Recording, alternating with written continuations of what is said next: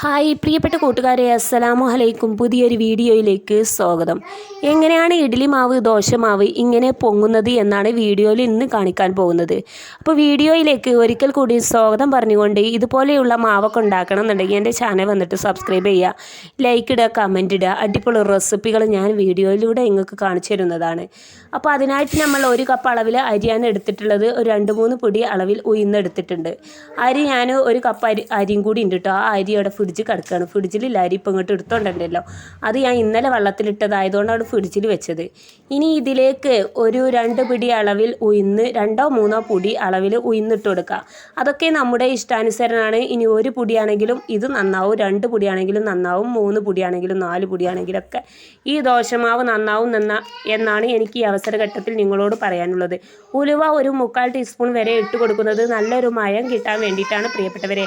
ഇനി നന്നായിട്ട് കഴുകി വൃത്തിയാക്കിയിട്ട് വെള്ളത്തിലിട്ട് വെക്കുക എന്നാണ് ഞാൻ ചുരുക്കി പറഞ്ഞ് വരുന്നത്. ഇനി നമ്മൾ എന്താണ് ചെയ്യേണ്ടത്? ഒരു മിക്സിയുടെ ജാർ എടുത്തുകൊണ്ടുവരിക. അവിടെ ലൈറ്റിൻ്റെ അപാകത ഉണ്ട്, അതുകൊണ്ട് ക്യാമറ കുറച്ച് ക്ലിയർ കമ്മിയാണെങ്കിലും നിങ്ങൾ എൻ്റെ വീഡിയോ മുഴുവനായിട്ട് കാണണം എന്നാണ് എനിക്ക് അറിയിക്കാനുള്ളത്. അപ്പോൾ ഒരു മിക്സിയുടെ ജാർ എടുത്തിട്ടുണ്ട്. ജാറിലേക്ക് ഈ അരി കഴുകി വൃത്തിയാക്കി അരിയെ നമുക്ക് ഇതിലേക്ക് ചേർത്ത് കൊടുക്കാം. ഇനി നമ്മൾ ബാക്കി ചോറും കൂടി ചേർത്ത് കൊടുക്കേണ്ടതായിട്ടുണ്ട്. ഇപ്പോൾ ഞാൻ ചോറും ചേർത്ത് കൊടുത്തിട്ടുണ്ട് കേട്ടോ. ഒരു 2.5 കപ്പ് അരിയിലേക്ക് ഒരു 1.5 കപ്പ് ചോറ് വരെ നമുക്ക് ചേർത്ത് കൊടുക്കാവുന്നതാണ്. ഒരു 2.5 കപ്പ് അരിയൊക്കെ ഞാൻ എടുത്തിട്ടുണ്ട് കേട്ടോ. അപ്പോൾ ഇതിലേക്ക് ഒരു വലിയ ഉള്ളിയുടെ പകുതി ഞാൻ ചേർത്ത് കൊടുത്തിട്ടുണ്ട്. ഇതുപോലെയാണ് കട്ട് ചെയ്ത് ചേർത്ത് കൊടുക്കേണ്ടത്. അപ്പോൾ നല്ല ടേസ്റ്റാണ്, എല്ലാവരും ഉണ്ടാക്കി നോക്കുക. ഇതിലേക്ക് ബേക്കിംഗ് സോഡ ഒരു നുള്ളി ചേർത്ത് കൊടുക്കുക. ബേക്കിംഗ് പൗഡർ ആയാലും കുഴപ്പമില്ല, സോഡ ആയാലും ഒന്നും കുഴപ്പമില്ല. നമ്മുടെ ഇഷ്ടാനുസരണം ഏതൊക്കെയാണോ ചേർക്കേണ്ടത് അതൊക്കെ ചേർത്തോളൂ. പിന്നെ വെളിച്ചെണ്ണ ചേർത്ത് കൊടുക്കുക. വെളിച്ചെണ്ണ അല്ലെങ്കിൽ ഓയിൽ ചേർത്ത് കൊടുക്കുക. ഓയിൽ ചേർത്ത് കൊടുക്കുന്നത് നമ്മുടെ മാവിന് നല്ല മയം കിട്ടാൻ വേണ്ടിയിട്ടാണ്. അപ്പോൾ ഇതിലേക്ക് പഞ്ചസാര 1 ടീസ്പൂൺ ചേർത്ത് കൊടുക്കുന്നത് നല്ലൊരു ടേസ്റ്റ് കിട്ടാൻ വേണ്ടിയിട്ടാണ്. ഇനി ഇതിലേക്ക് അല്പം ഉപ്പ് ചേർത്ത് കൊടുക്കുക. ഉപ്പ് നല്ലൊരു ടേസ്റ്റ് കിട്ടാൻ വേണ്ടിയിട്ട് തന്നെയാണ് നമ്മൾ ചേർത്ത് കൊടുക്കുന്നത്. ഇനി അരയാൻ ആവശ്യത്തിനുള്ള വെള്ളം ചേർത്ത് കൊടുത്തിട്ട് നമുക്ക് നന്നായിട്ടൊന്ന് അരച്ചെടുക്കേണ്ടതുണ്ട്. നന്നായിട്ട് അരച്ചെടുക്കുക എന്ന് പറഞ്ഞാൽ ബബിൾസ് വരുന്നത് വരെ അരച്ചെടുക്കുക എന്നാണ് ഞാൻ ഉദ്ദേശിക്കുന്നത്. അതുപോലെ നിങ്ങൾ അരച്ചെടുക്കുക കേട്ടോ. അപ്പോൾ ഈ സമയത്ത് എൻ്റെ ചാനൽ ആരെങ്കിലും സബ്സ്ക്രൈബ് ചെയ്യാതെ കാണുന്നുണ്ട് എന്നുണ്ടെങ്കിൽ നിങ്ങൾ എൻ്റെ ചാനൽ സബ്സ്ക്രൈബ് ചെയ്ത് ഇനി മുന്നോട്ടുള്ള വീഡിയോ മുഴുവനായിട്ട് കാണണം എന്നാണ് എനിക്ക് ഈ അവസരഘട്ടത്തിൽ അറിയിക്കാനുള്ളത്. അപ്പോഴേക്കും കുട്ടികൾ ഇവിടെ ലഹള. അപ്പോൾ കുട്ടികൾ ക്യാമറ ഒന്ന് തിരിച്ചിട്ട് അവരെടുത്ത വീഡിയോ അപ്പോൾ ഞാൻ ഇതിൽ കൊണ്ടുവന്ന് വെച്ചതാണ്. അപ്പോൾ കണ്ടില്ലേ, കുട്ടികളൊരു എന്താ പറയുക, മൈസൂർ പഴത്തിൻ്റെ കൊലയാണ് അവിടെ കിടക്കുന്നത്. ആദ്യമേ കെട്ടിമറിഞ്ഞ് നിൽക്കുകയാണ്. അപ്പോൾ കുട്ടികൾ ഒരാളെന്താ പറയുന്നത്, മറ്റേ ആളും അതുതന്നെയാണ് പറയുക. ഒരാൾ 1 മതി എന്ന് പറഞ്ഞാൽ മറ്റേയാൾക്കും 1 മതി, ഒരാൾ 2 വേണം പറഞ്ഞാൽ മറ്റേവനും 2 വേണം. അത്രയൊക്കെ തന്നെയാണ് ഇവിടുത്തെ കേസുകൾ. അപ്പോൾ ഈ നിരന്തര ശബ്ദ കോലാഹലങ്ങളൊക്കെ എൻ്റെ വീഡിയോയിൽ ഉണ്ടാവും. അതൊന്നും സാരമില്ല, ചെറിയ കുട്ടികളല്ലേ, അതൊക്കെ കൊച്ചു കുഞ്ഞുങ്ങളല്ലേ, അതൊക്കെ ക്ഷമ തന്ന് നിങ്ങൾ എൻ്റെ വീഡിയോ മുഴുവനായിട്ട് കാണണം എന്ന് അറിയിക്കുകയാണ്. അപ്പോൾ ഈ അരപ്പ് നമുക്ക് ഇതിലേക്ക് ചേർത്ത് കൊടുക്കേണ്ടതുണ്ട്. ഇതുപോലെ ബബിൾസൊക്കെ വന്നിട്ടുണ്ട്. ഇനി നമുക്ക് ചേർത്ത് കൊടുക്കാം. ഇനി അടുത്ത ട്രിപ്പും ഇതുപോലെ ചെയ്തെടുക്കേണ്ടതായിട്ടുണ്ട്. അടുത്ത ട്രിപ്പ് ചെയ്യുന്ന വീഡിയോ ഞാൻ കാണിക്കുന്നില്ല. വീഡിയോ ലെങ്തായി പോകും വിചാരിച്ചിട്ടാണ് ഇവിടെ വീഡിയോ കാണിക്കാത്തത്. അപ്പോൾ നിങ്ങൾക്ക് മനസ്സിലാകുന്നില്ലേ പ്രിയപ്പെട്ടവരെ, എൻ്റെ റെസിപ്പി അടിപൊളിയാണ്. അതുപോലെ തന്നെയാണ് കേട്ടോ ഇതും ചെയ്തിട്ടുള്ളത്. ഇത് പ്രത്യേകിച്ച് അതേപോലെ തന്നെയാണ് ചെയ്തിട്ടുള്ളത്, വേറൊന്നും പ്രത്യേകിച്ച് ചെയ്തിട്ടില്ല. അതുപോലെ ചെയ്തിട്ട് ഇതുപോലെ റെഡിയാക്കി ഇതിലേക്ക് മാറ്റി കൊടുത്തിട്ടുണ്ട്. ഇനി നമുക്ക് റൈസ് കുക്കറിലേക്ക് ഇതൊന്ന് ഇറക്കി വെച്ച് നോക്കാം. ഇറക്കി വെക്കുമ്പോൾ എനിക്കൊരു സംശയമുണ്ട്, എൻ്റെ മാവ് നന്നായിട്ട് പൊങ്ങി വരും എന്നെനിക്ക് ഉറപ്പുണ്ട്. അതുകൊണ്ട് ഞാനൊരു ചെമ്പട്ടിയിലേക്കാണ് ഇത് ഇറക്കി വെക്കുന്നത്. അതുകൊണ്ടാണ് കേട്ടോ അങ്ങനെ ചെയ്യുന്നത്. അപ്പോൾ മാവ് പുറത്തേക്ക് ചാടിയാലും ഈ പാത്രത്തിൽ ഉണ്ടാവുമല്ലോ, കഴുകി വൃത്തിയാക്കിയ പാത്രമായതുകൊണ്ട് ആ മാവ് നമുക്ക് എടുക്കാവുന്നതാണ്. ഇനി നമുക്ക് ഇത് അടച്ച് വെച്ചിട്ട് രാവിലെ തുറന്ന് നോക്കാം.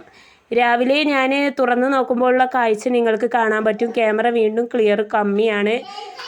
എന്താ പറയുക, ക്ഷമ എന്നെയാണ് എനിക്ക് പറയാനുള്ളത്. അപ്പോൾ നല്ല ട്രിക്കല്ലേ ഞങ്ങൾക്ക് ഇതിൽ വീഡിയോയിൽ പറഞ്ഞു തരുന്നത്. അപ്പോൾ കണ്ടില്ലേ, വീഡിയോയിൽ ഞാൻ വിചാരിച്ചതുപോലെ തന്നെ മാവൊക്കെ നിറഞ്ഞു പൊങ്ങിയിട്ടുണ്ട്.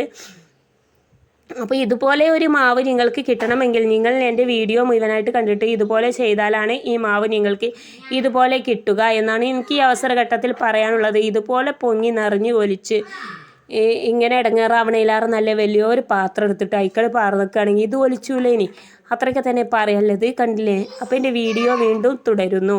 ഇനി നമുക്ക് അടുത്തതായിട്ട് നമുക്ക് ഇതിലേക്ക് ചട്നി ഉണ്ടാക്കേണ്ടതായിട്ടുണ്ട്. ഇനി നമുക്ക് ചട്നി ഉണ്ടാക്കിയാലോ?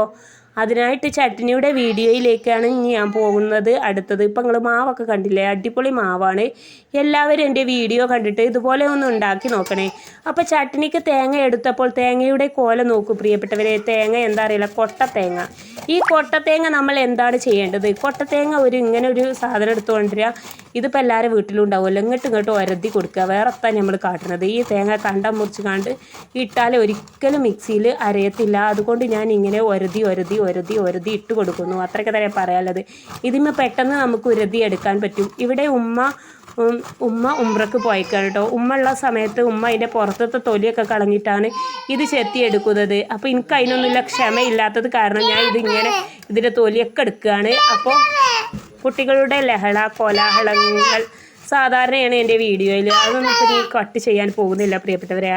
അപ്പോൾ ഇതൊക്കെ കട്ട് ചെയ്തെടുക്കുകയാണെങ്കിൽ ഓഡിയോ കൊടുക്കുക എന്നുണ്ടെങ്കിൽ രാത്രി 12 മണിക്കൊക്കെ നമ്മൾ ഓഡിയോ കൊടുക്കേണ്ടി വരും. അപ്പോൾ ഉറങ്ങുന്ന എന്താ പറയുക, ഉറക്കത്തിൽ എന്തൊക്കെയാണ് പറയുന്നത് എനിക്ക് അറിയത്തില്ല. അതുപോലെ കരട്ടോ സംസാരം. അതുകൊണ്ടാണ് ഞാൻ ഇങ്ങനെ വീഡിയോ ഈ നേരത്തൊക്കെ കൊടുക്കുന്നത്. കുട്ടികളുണ്ടായിക്കോട്ടെ, അതൊന്നും സാരമില്ല.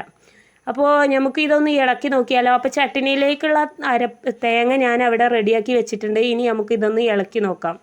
ഇളക്കി നോക്കുമ്പോൾ മാവ് അങ്ങോട്ട് താഴത്തേക്ക് ഇറങ്ങിക്കോളൂ. അത്രയ്ക്ക് തന്നെ പറയാനുള്ളത്. ഇതുപോലെ ഒരു മാവ് നിങ്ങൾക്ക് കിട്ടാറുണ്ടോ എങ്കിൽ നിങ്ങൾ തീർച്ചയായിട്ടും ഒരു കമൻറ്റൊക്കെ ഇട്ട് അറിയിക്കട്ടോ. ഡബിൾ ഹോയ്സിൻ്റെ വെള്ളപ്പപ്പൊടി ഇട്ടാലും ഒരു പ്രത്യേകത ഉണ്ട്. മാവ് എത്ര ചുട്ടാലും അവസാനം വരെ നന്നായി കിട്ടും. ഇത് ഡബിൾ ഹോയ്സിൻ്റെ വെള്ളപ്പപ്പൊടിയൊന്നുമല്ല.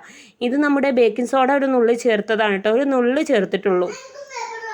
അപ്പോൾ നിങ്ങൾ ഡബിൾ ഹോയ്സിൻ്റെ വെള്ളപ്പപ്പൊടിയാണ് എനിക്ക് കൂടുതലായിട്ട് താല്പര്യം. അതിട്ട് കൊടുത്താലാണ് നല്ല ടേസ്റ്റ്.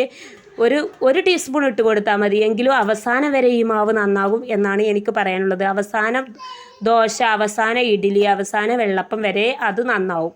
അല്ലാത്ത നമ്മൾ ഇങ്ങനെ ഉണ്ടാക്കിയെടുത്താൽ ഫസ്റ്റ് 1-2 നന്നാവും. പിന്നെ ഇങ്ങനെ മാവ് താഴ്ന്നു പോകുന്നത് പോലെ നമുക്ക് തോന്നും. ഡബിൾ ഹോയ്സ് അങ്ങനെയല്ല. മാവ് കൂടുതലായിട്ട് പൊങ്ങി വരാനുള്ള സാധ്യതയുണ്ട്. അവസാനം ആഗോളം നന്നാവുമെന്നാണ് എനിക്ക് ഈ അവസരഘട്ടത്തിൽ പറയാനുള്ളത്. ഒരു ട്രിക്കും കൂടി നിങ്ങൾക്ക് ഞാൻ പറഞ്ഞതാണ്. ഇനി നമ്മൾ എന്താണ് ചെയ്യേണ്ടത്? ചട്നിയിലേക്കുള്ള നാളികേരം അരച്ചത് നിങ്ങൾ കണ്ടില്ലേ.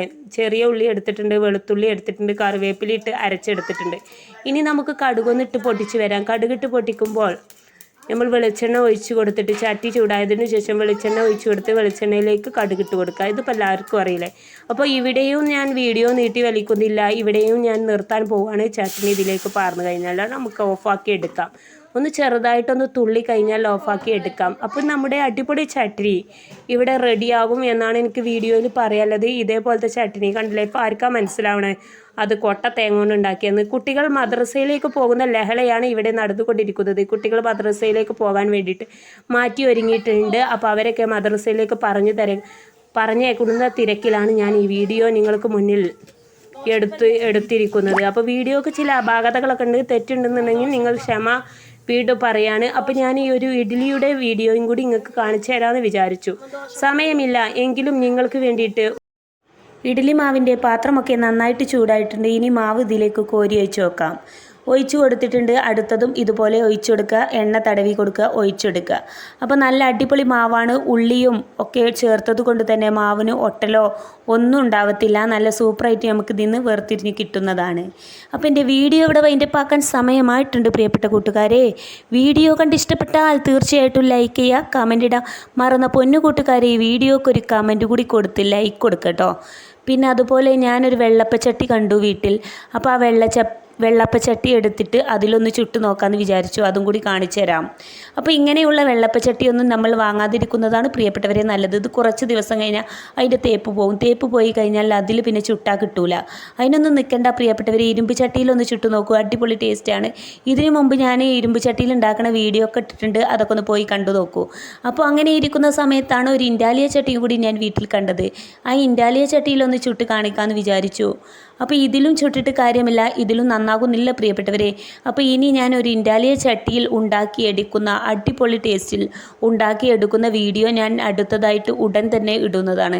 അപ്പോൾ എല്ലാവർക്കും എൻ്റെ വീഡിയോ ഇഷ്ടപ്പെട്ടിരുന്നെന്ന് ഞാനത് പ്രതീക്ഷിക്കുകയാണ്.